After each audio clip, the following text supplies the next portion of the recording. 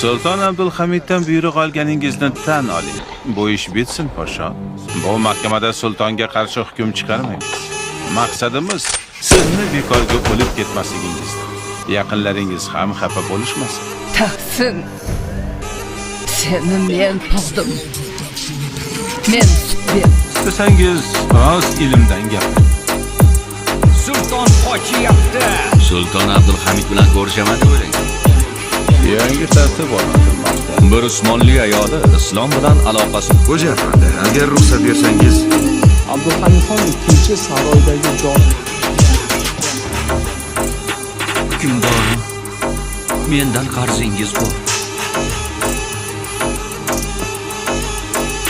sizdan nega? Darhol qishloqqa kirishdi. Hukmdor, efendi, joy Biz nasroniymiz, lekin sizning fuqaroyingiz